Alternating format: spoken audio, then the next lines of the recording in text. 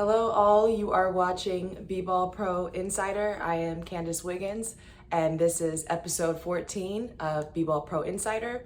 This episode is called the first Game 7 of the 2021 NBA playoffs.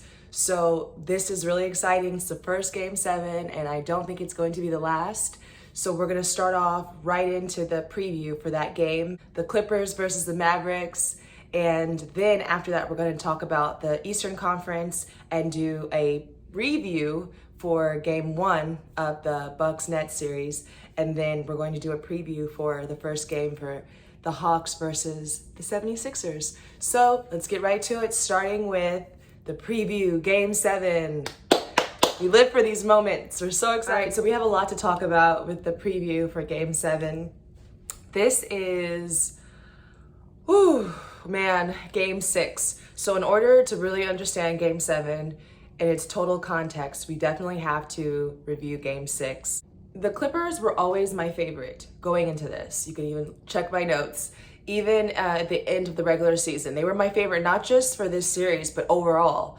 And I think that Game 6 really showed and illustrated why I believe that is, why I believe that they are a favorited team, even though, you know, they had some challenges in this first series. The thing I would say about the Clippers is it seems as almost though they're figuring things out as they go. And a lot of teams, they already kind of have their idea of the direction that they're going to go, or they have an idea of what their team is. And the Clippers, you know, they're building. It's like in some ways it's a bad thing and it's hurt them, but in a lot of ways it's very good for them, and it's also very dangerous momentum that they build. Begins and ends, this whole Game 7 is going to be about Kawhi Leonard. Kawhi is so silent in everything that he does, but it's just so loud and so impactful.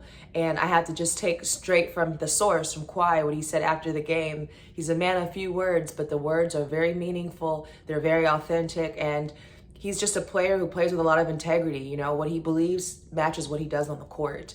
And he said, we just got to win. It was that simple. Focused on explaining his defensive mindset against Luka. For the Mavs, it's all about Luka. So the matchup between Kawhi and Luka is really about just the mentality. And for Kawhi to just be so centered on a defensive mindset. This is a man who's built his entire NBA identity off of playing defense, but then his offense is just unstoppable. So that is really the key. And the idea how simple the strategy is for the Clippers, which is we just got to win. And a lot of times, like I said, they don't really have, they're really building. They're kind of on there, and it really watch it as you watch this first series. The reason why I think it was so back and forth was because the Clippers were still trying to pick up their pieces and figure out what exactly are their active ingredients. So I think they know that now, and you're going to see that in this game. The Mavericks, they have a battle because they're on the road, but let's talk about home court advantage. So the last 3 home games that have been played in LA, the Mavericks have won. So what's going to happen in this Game 7? Will the Mavs win again on the road, which would be a huge upset? It would make history. The series has already made history that no team has won at home. But then that brings us into this home court advantage idea. And this is something that I've been thinking about since the very first win that the Mavericks had in Game 1. When I saw that, I was like, wow, I started thinking, well, why is that? Because this is the only series that this has happened with. Then I realized that this is probably the biggest challenge for the Clippers. The fact that, especially when they're overshadowed by the Lakers in the first round, the Lakers had, real home court advantage, but the Clippers didn't really have that. But I think that the pattern is going to get broken today. So this idea, and you got to follow me here, of home court advantage. I've been studying and seeing which teams really have home court advantage and which teams are kind of struggling. And the Clippers are definitely struggling, obviously, clearly, with this idea of home court advantage. I see it as this reverse psychology where it's a no home court advantage that the Clippers have. And let me explain that. So the reason why I say that is because they're not, there's 2 home teams in LA and the Lakers had more favor. So they've almost had to play their home games like road games almost. And because of that, though, they've built this endurance on the road. So it's just created this, doesn't matter where they're playing, they have their identity, and it's going to showcase itself either way, whether there's a home court advantage or not, whether there's a huge crowd screaming for them or a huge crowd going against them. They're building the greatest advantage by potentially having no home court. And this brings me to the last thing I'll talk about with this. Where are the LA fans gonna go now? Will the LA Lakers fans join the Clippers now? That is a big question, and I think that it's something that the city of Los Angeles definitely is gonna have to figure out. You know, how do they feel about the Clippers potentially making it to the second round? And I think it's gonna be something really interesting to see going forward if LA really can embrace, you know, their little brother team. All right, on to the Eastern Conference now. So we're gonna start with a review of game 1 for the series, the second round series between the Milwaukee Bucks and the Brooklyn Nets. And then we're gonna do a preview, really brief preview of game 1 for the Hawks versus the 76ers. Now, this game 1, I potentially predicted it being like a game 7 atmosphere, and it was. In a lot of ways it was, but in a lot of ways it wasn't. In the ways that it was is that, you know, obviously the tension was really, really strong. And of course, the headline of the game is Harden's hamstring. Harden's hamstring within seconds of the first quarter, he was out. He was sent out of the game, and he left, had to get an MRI on his hamstring. So that's it. You know, once that happened, it kind of shifted the entire narrative. I think it's going to be so instrumental moving forward. And that is, one is the health, obviously the health of the players. And you really saw right away the impact that makes. I'll talk about the impact of Harden's hamstring injury and what I think that did for the Nets. And the second thing I want to bring up is the officiating. Yes, the officiating. And it's really unfortunate. I really did not want to, I wanted to just, you know, avoid having to talk about the officiating for the entire playoffs. I feel like that would have been just so ideal. But unfortunately, I cannot. After the game last night, I believe that the officiating was front and center. It shows that officiating can actually be the biggest factor and determining a lot of these results in these series. Got to talk about the officiating, and I'm gonna explain what I mean by that. And I'm really a little disappointed. It's really hard, and I have to say this. If the officiating is going to continue to be like it was last night in the Bucks-Nets game, then I don't really know if there's even a point in watching. So I'm saying that just in the hopes that, you know, the officiating won't be so determining, especially today's game 7, that so many, you know, legacies and careers are on the line. You would really hate to see the officials be the number one factor that's out of the player's control. Okay, so let me just say really quick and clarify what I mean about the officiating.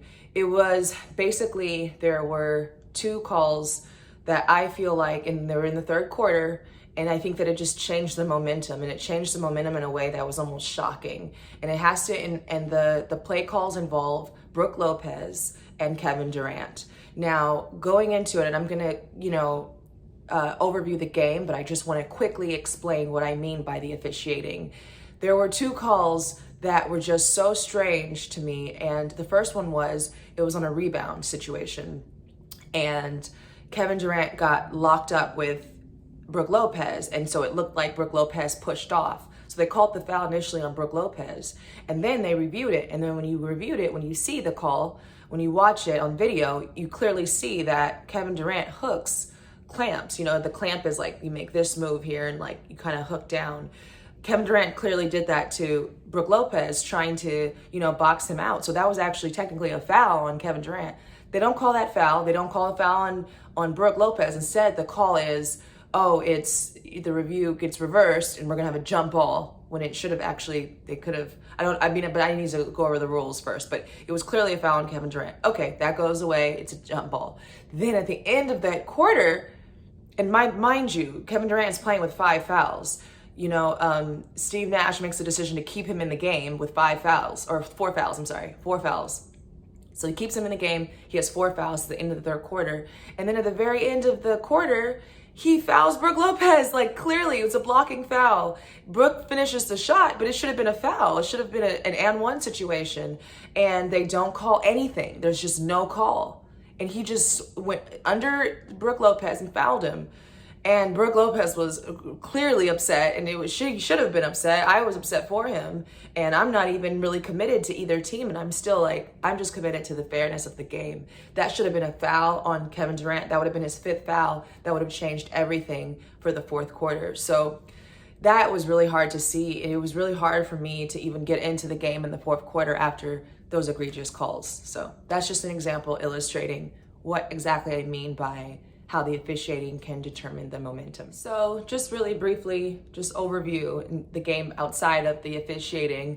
I think that the first quarter almost played like the 4th quarter, because as soon as James Harden left the game, you could see the urgency in the Nets just changed, and they almost got into the 4th quarter right away. The first quarter became the 4th quarter, and a lot of things were determined even early in the game. I think that you really got to see their strategies before halftime even. And their strategies were very simple. They were basically the same strategies that they had in the regular season. And they were able to play each other, these two teams, late in the regular season, back to back. So that was like a series then. And it was the same strategies both teams implemented in this series, in this first game, that they did in the regular season. But basically, what it came down to, the Nets were really focusing on getting Giannis to shoot as many perimeter shots as possible, which, that was their strategy that they were banking on.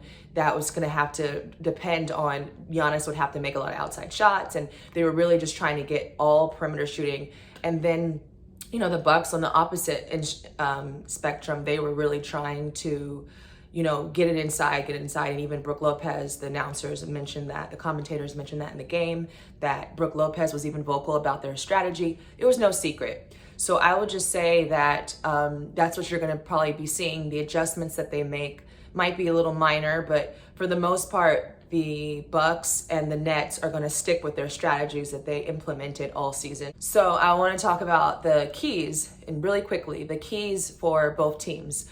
I believe that the keys for the Nets is all about this word sustainability. And sustainability does not just mean health, because obviously losing Harden hurts them, and they can't afford to lose any other players for health reasons. So we hope that they stay healthy, because that's a huge part of their long-term success. But also just sustainability on the strategies that they implemented. Again, when they go on the road, when the Bucks kind of get adjusted to how the officials are going to be calling things, I'm not sure, in the long term, how sustainable their strategy is, because it really is kind of a hopeful strategy rather than taking some initiative. But I will say that in this game 1, Harden's injury definitely created an urgency that I think the Nets are definitely going to need in his absence. So I think with these Nets playing with this kind of urgency, they're still going to be very capable and very dangerous. But again, the word for them is sustainability. They have to sustain. For the Bucks, their key for sure is their size advantage. And it was no secret, like I said earlier, Brook Lopez even mentioned it and was, they're shouting it from the rooftops. They have a size advantage, and they want everyone to know it. And they most of all want the Nets to know that they have a size advantage. And I will say this, watching the Bucks all season long against any opponent, the Bucks dwarf teams in terms of how much exaggerated their size advantage is. They're beginning to get the feel for that and understand where their options are and where their mismatches are going to be coming from. But the biggest thing that you'll see going forward, I believe, for this series would be with the foul calls. That's really where size advantage comes into play in a really good way. And then also rebounding.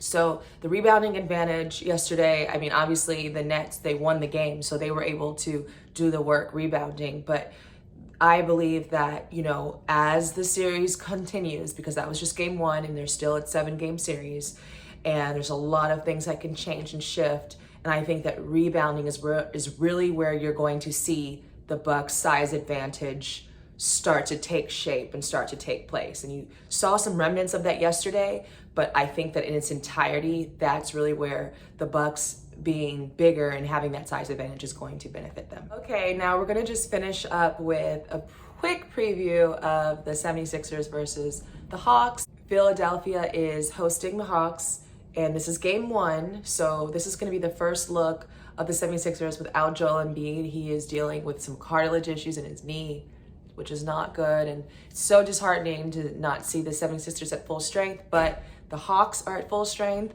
and they are going to just give it their best go. And I think that, the one reason why the 76ers are my personal favorite on the East is because of home court advantage. They've been able to secure home court advantage, and they've been able to win at home despite a lot of circumstances. They did not have full strength the whole season. They were not playing at full strength. So this is something that is not new to them, but we will see. So there's a lot to observe in this new climate, this new playoff climate that's different from the regular season.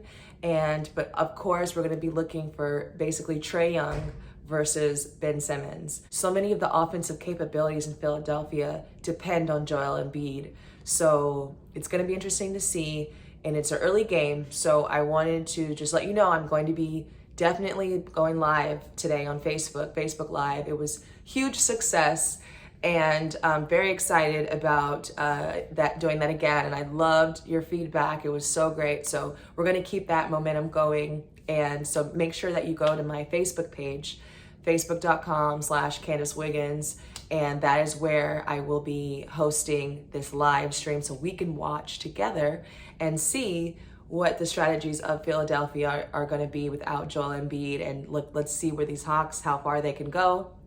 Can they upset game 1 on the road? And I'll see if my predictions hold strong with, the way that things turn out today. So we've got a game 7 and we've got a game 1. And I hope to see you there on my Facebook Live. Until then, I'll see you in the next episode. Bye.